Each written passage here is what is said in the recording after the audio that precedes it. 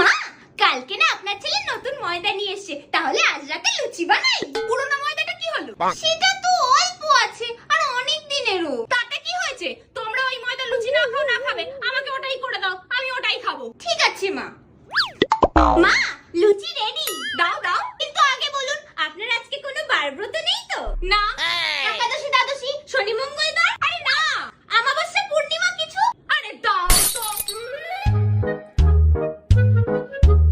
আজকে লুচিটা কিরকম অন্যরকম খেতে হয়েছে। বেশ ভালোই।